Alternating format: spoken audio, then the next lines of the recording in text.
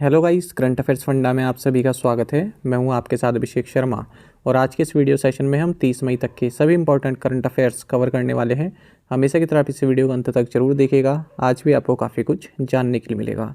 साथ ही गाइस, इस सेशन को शुरू करने से पहले आप सभी को बताना चाहूँगा, यदि आप हमारी daily current affairs PDF, weekly PDF, monthly PDF और हर महीने के banking and economic awareness PDF चाहते हैं तो करंट अफेयर्स फंडा का 1 ईयर मेंबरशिप प्लान आप ज्वाइन कर सकते हैं, जिसका लिंक आपको वीडियो के डिस्क्रिप्शन में या फिर फर्स्ट कमेंट में मिल जाएगा। आपको बता दें, इस 1 ईयर मेंबरशिप प्लान के तहत जितना भी हमारा पीडीएफ कंटेंट है वो हम आपको 1 साल तक प्रोवाइड कराते हैं, जिसे आप डाउनलोड कर सकते हैं, प्रिंट आउट भी निकलवा सकते हैं। इसके लिए चाहे तो आप करंट अफेयर्स फंडा ऐप को यूज़ कर सकते हैं या फिर अपने लैपटॉप या सिस्टम की मदद से वेब लॉगिन भी कर सकते हैं। कोई भी आपका एग्जाम हो, बैंकिंग, एसएससी, रेलवे या फिर स्टेट पीसीएस, जहाँ पर भी जनरल अवेयरनेस या करंट अफेयर्स पूछे जाते हैं, सभी एग्जाम्स के लिए हमारा ये पीडीएफ कंटेंट काफ़ी यूज़फुल है। तो कोई भी अगर आपका डाउट होगा हमारे इस पीडीएफ कोर्स से संबंधित तो कमेंट बॉक्स में अवश्य लिखेगा। चलिए फिर करते हैं शुरुआत इस वीडियो सेशन की। सबसे पहले आज का क्वेश्चन देख लेते हैं, इसका आंसर आपको कमेंट बॉक्स में करना है। Who is currently serving as the governor of the state of Manipur? वर्तमान में मणिपुर राज्य के राज्यपाल कौन है? ऑप्शंस देख लेते हैं। अनुसुईया उइके, फागू चौहान, आनंदीबेन पटेल या फिर सीपी राधाकृष्णन। तो जल्दी से आंसर कर दीजिए, फिर हम आगे बढ़ते हैं। और इसी तरह क्वेश्चन यदि आप प्रैक्टिस करना चाहते हैं करंट अफेयर्स संबंधित, स्ट्रैटेजी के संबंधित, तो करंट अफेयर्स फंडा को टेलीग्राम पर जरूर ज्वाइन कर लिए। इसी नाम से हमारा टेलीग्राम चैनल है।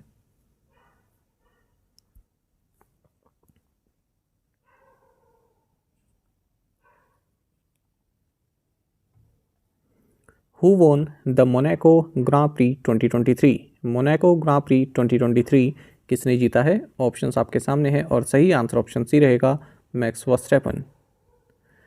आपको जानना चाहिए 2023 मोनाको ग्रां प्री जो कि 28 मई 2023 को हुआ, इसको जीता है रेड बुल के ड्राइवर मैक्स वर्स्टैपन ने। अच्छा, इस साल अब तक जो भी ग्रां प्री हुई हैं, इसमें अगर हम मैक्स वर्स्टैपन की बात करें तो इन्होंने 3 टाइटल जीते हैं अब तक। एक तो मियामी जीपी, ऑस्ट्रेलियन जीपी और बहरीन जीपी, और चौथा ये हो गया Monaco GP. Which countries are participating in the joint naval drill exercise Tiger Shark 40? संयुक्त नौसैनिक अभ्यास टाइगर शार्क 40 में कौन से देश भाग ले रहे हैं? ऑप्शंस आपके सामने, सही आंसर ऑप्शन डी रहेगा, बांग्लादेश एंड यूनाइटेड स्टेट्स। आपको जानना चाहिए कि joint Bangladesh US Naval drill exercise, जिसका नाम टाइगर शार्क 40 है, ये शुरू हो चुकी है बीएनएस निर्विक चटगांव में। Special forces of Bangladesh army and navy and US special forces इसमें पार्टिसिपेट कर रहे हैं। What is the denomination of the special commemorative coin released by the PM Narendra Modi to mark the inauguration of the new parliament building? नई संसद भवन उद्घाटन के उपलक्ष्य में पीएम नरेंद्र मोदी द्वारा जारी किए गए विशेष स्मारक सिक्के का मूल्य कितना है? ऑप्शंस आपके सामने हैं, सही आंसर ऑप्शन डी है, 75 रुपीज़।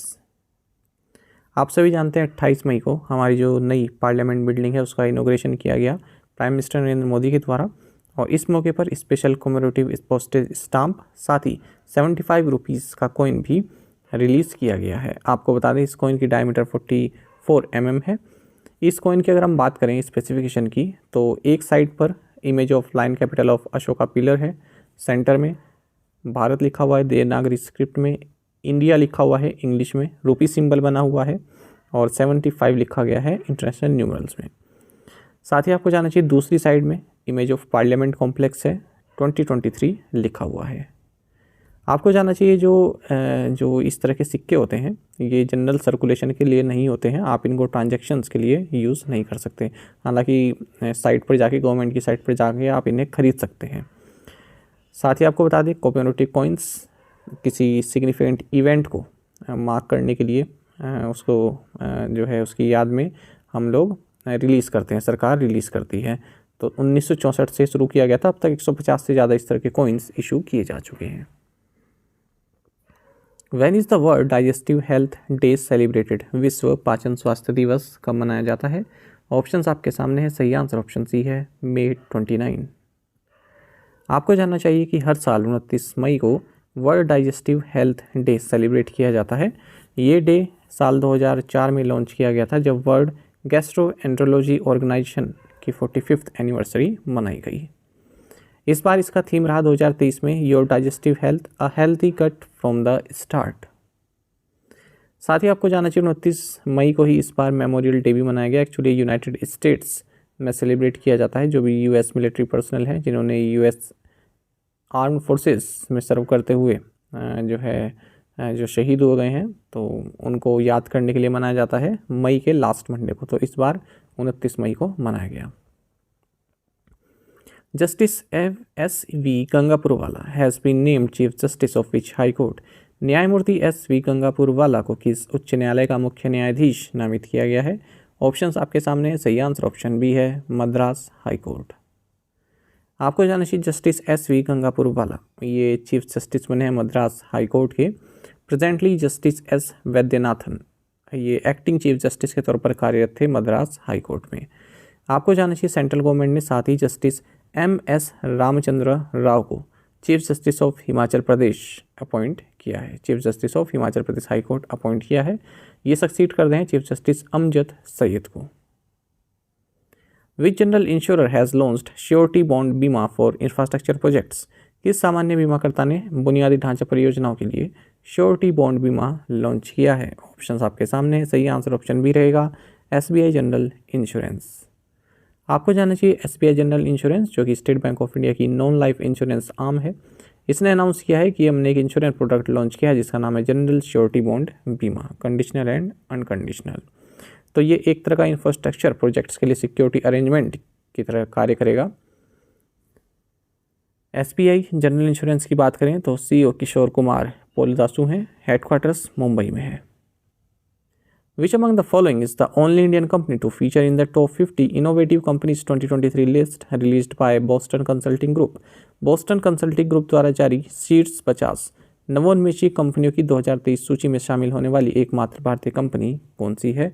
सही आंसर ऑप्शन सी है, टाटा ग्रुप। आपको जानना चाहिए टाटा ग्रुप जो कि one of India top conglomerates है। ये बोस्टन कंसल्टिंग ग्रुप का जो सर्वे हुआ है top 50 most innovative companies globally का, इसमें 20th पोजीशन पर रही है। और इस BCG most innovative companies 2023 list में आने वाली ये इकलौती इंडियन कंपनी भी है। तो ये जो ये बीसीजी मोस्ट इनोवेटिव कंपनीज में जो कंपनीज को रैंक किया जाता है, कई तरह के पैरामीटर्स होते हैं जैसे superior performance, higher resilience to shocks, disruptions, ability to exploit innovation faster for value creating growth. ठीक है, तो इनमें जो है टाटा ग्रुप 20वीं रैंक पर आई है। टॉप 10 रैंक की बात करें तो पहले नंबर पर एप्पल है, फिर Tesla, Amazon, Alphabet, Microsoft, Moderna, Samsung, Huawei, BYD and Siemens. Tata group के बारे में आपको भी जानना चाहिए। नेट जीरो एमिशन कोई अचीव करना चाहते हैं 2045 तक, और इसके लिए इन्होंने एक ड्राइव भी चलाई है जिसका नाम है greenovation make tomorrow green. Which IIT has launched 15 centers of excellence as part of the Institute of Eminence scheme? किस IIT ने उत्कृष्टता संस्थान योजना के तहत 15 उत्कृष्टता केंद्र लॉन्च किए हैं? ऑप्शंस आपके सामने हैं। सही आंसर ऑप्शन बी है, IIT मद्रास। आपको जानना चाहिए Indian institute of technology Madras यानी कि IIT मद्रास ने इंस्टीट्यूट ऑफ एमिनेंस स्कीम के तहत 15 centres of excellence COE launch किए हैं। ये जो सेंटर्स हैं ये कटिंग एज रिसर्च पर जो है फोकस करेंगे ताकि नेक्स्ट जनरेशन टेक्नोलॉजीज़ को डेवलप किया जा सके। कटिंग एज रिसर्च मतलब देखिए इस तरह की टेक्नोलॉजी जो किसी स्पेसिफिक फील्ड में बिल्कुल लेटेस्ट हो, बिल्कुल नई हो। साथ ही आपको जानना चाहिए इंस्टीट्यूट ऑफ एमिनेंस स्कीम है, इसको गवर्नमेंट ऑफ इंडिया द्वारा लॉन्च किया गया था ताकि जो हायर एजुकेशनल इंस्टीट्यूशंस हैं हमारे देश में वो world class teaching and research institutions बन सकें। IIT मद्रास को 2019 में इस स्कीम में जो है ऐड किया गया था। उसके बाद से IIT मद्रास कई तरह के इनिशिएटिव्स लॉन्च कर चुका है। Which state government has signed MOU with Infosys and NASSCOM to boost employability of students? किस राज्य सरकार ने छात्रों की रोजगार क्षमता को बढ़ावा देने के लिए इन्फोसिस और NASSCOM के साथ समझौता ज्ञापन पर हस्ताक्षर किए हैं? ऑप्शंस आपके सामने हैं। सही आंसर ऑप्शन ए है, उड़ीसा। आपको जानना चाहिए उड़ीसा गवर्नमेंट के हायर एजुकेशन डिपार्टमेंट ने एक मेमोरेंडम ऑफ अंडरस्टैंडिंग साइन किया है इन्फोसिस लिमिटेड और नासकॉम के साथ, ताकि जो स्टूडेंट्स हैं हायर एजुकेशन इंस्टीट्यूशंस में उड़ीसा में उनका स्किल और एम्प्लॉयबिलिटी इन्हेंस हो सके। तो उनको स्किल प्रोवाइड किया जा सके ताकि एम्प्लॉयमेंट जनरेशन का काम अच्छे से हो सके। उड़ीसा की बात करें, कैपिटल भुवनेश्वर है, चीफ मिनिस्टर नवीन पटनायक है, गवर्नर गणेशी लाल है। Which bank has partnered with Manipal global academy to launch its future banker 2.0 programme? किस बैंक ने अपने फ्यूचर बैंकर 2.0 प्रोग्राम को लॉन्च करने के लिए मणिपाल ग्लोबल एकेडमी के साथ साझेदारी की है? ऑप्शंस आपके सामने, सही आंसर ऑप्शन सी है, HDFC बैंक। आपको जानना चाहिए HDFC बैंक ने मणिपाल ग्लोबल एकेडमी के साथ पार्टनरशिप की है अपना फ्यूचर बैंकर 2.0 प्रोग्राम लॉन्च करने के लिए। इस प्रोग्राम के तहत जो यंग ग्रेजुएट्स हैं उनको ग्रूम किया जाता है ताकि वो बैंकिंग प्रोफेशनल्स बन सकें विद इन अ ईयर। तो यहाँ पर आप देख सकते हैं, nationwide recruitment initiative seeks to establish a talent pipeline for the bank's retail banking division to man its expand network post merger. HDFC bank की बात करें, हेडक्वार्टर्स मुंबई में है, MD and CEO sir Jagdishan है, टैगलाइन है we understand your world. Which bank has launched a digital onboarding platform Saarthi? किस bank ने digital onboarding platform Saarthi launch किया है? सही आंसर ऑप्शन ए है, एक्सिस बैंक। तो इस इमेज में आप पढ़ भी सकते हैं इसके बारे में, की फीचर्स भी दिए हुए हैं। देखिए, एक्सिस बैंक ने सारथी जो कि एक डिजिटल ऑनबोर्डिंग जर्नी है, इसको लॉन्च किया है ताकि जो मर्चेंट्स हैं उनके लिए इलेक्ट्रॉनिक डेटा कैप्चर EDC और पॉइंट ऑफ सेल की सुविधा जो है वो जल्द से जल्द इंस्टॉल की जा सके। देखिए, जो ये पॉइंट ऑफ सेल इंस्टॉलेशन का जो प्रोग्राम है थोड़ा जो है कम्बरसम होता है, ठीक है, कई दिन इसमें लगते हैं, लेकिन अब सारथी जो एकदम seamless and hassle free experience provide कराएगा मर्चेंट्स को इन POS या फिर EDC को इंस्टॉल करने के लिए। एक्सिस बैंक की बात करें, MD and CEO Amitabh Chaudhary हैं, हेडक्वार्टर्स मुंबई में है और टैगलाइन है बढ़ती का नाम जिंदगी। Which digital payments app has successfully linked 2 lakh रुपए credit cards to the unified payments interface UPI? किस डिजिटल भुगतान ऐप ने 2 लाख रुपए क्रेडिट कार्ड को यूनिफाइड पेमेंट्स इंटरफेस से सफलतापूर्वक जोड़ा है? ऑप्शंस आपके सामने, सही आंसर ऑप्शन बी है, फ़ोनपे। आपको जानना चाहिए, फ़ोनपे ये फर्स्ट डिजिटल पेमेंट ऐप बन गया है जिसने सक्सेसफुली 2 लाख रुपए क्रेडिट कार्ड्स को यूनिफाइड पेमेंट्स इंटरफेस यानी कि UPI के साथ लिंक किया है। साथ ही इस तरह की जो पेमेंट्स हुई हैं रुपए क्रेडिट कार्ड से UPI पर, ये 150 करोड़ रुपीज़ से ज़्यादा की हो गई हैं। फ़ोनपे की बात करते हैं, CEO समीर निगम है, पेरेंट ऑर्गेनाइजेशन वॉलमार्ट है, हेडक्वार्टर्स है महाराष्ट्र। साथ ही आपको जानना चाहिए, जो गूगल पे है इसने भी हाल ही में NPCI के साथ मिलकर रुपए क्रेडिट कार्ड को लिंक किया है UPI के साथ। Which bank has signed an agreement with IBM Consulting to develop a digital banking platform? Digital banking platform विकसित करने के लिए किस बैंक ने IBM कंसल्टिंग के साथ एक समझौते पर हस्ताक्षर किए हैं? ऑप्शंस आपके सामने, सही आंसर ऑप्शन डी है, इक्विटास स्मॉल फाइनेंस बैंक। आपको जानना चाहिए, इक्विटास स्मॉल फाइनेंस बैंक ने IBM कंसल्टिंग के साथ एग्रीमेंट किया है जो इस इक्विटास स्मॉल फाइनेंस बैंक के लिए एक ऐसा डिजिटल बैंकिंग प्लेटफॉर्म बनाकर देगा जो कि कस्टमर का जो एक्सपीरियंस है उसको इन्हेंस करेगा। इस बैंक की अगर हम बात करते हैं, MD and CEO Vasudevan PN है, हेडक्वार्टर्स चेन्नई तमिलनाडु में है, टैगलाइन है it's fun banking. Under the new digital mechanism by when the central economic intelligence bureau has to send a report in respect of borrowers with loans of ₹50 crore और more to PSU banks. नए digital तंत्र के तहत केंद्रीय आर्थिक खुफिया bureau को किस समय सीमा तक PSU बैंकों को 50 करोड़ रुपए या उससे अधिक के ऋण के लिए उधारकर्ताओं के संबंध में एक रिपोर्ट भेजनी है? ऑप्शंस आपके सामने, सही आंसर ऑप्शन सी, 15 डेज। देखिए, सेंटर ने जो लोन्स होते हैं 50 करोड़ या इससे ज़्यादा के लिए, ठीक है, तो उसके लिए एक prompt digital reporting and communication mechanism को अप्रूव कर दिया है। तो यूनियन गवर्नमेंट ने अब जो पेपर बेस्ड कम्युनिकेशन सिस्टम है उसको एंड कर दिया है, उसके प्लेस पर डिजिटल मैकेनिज्म को अप्रूव कर दिया है।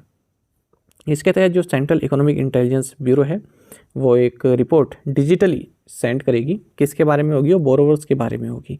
किसको सेंड करेगी? PSU बैंक को सेंड करेगी जिन्हें लोन देना है 50 करोड़ या उससे ज़्यादा का।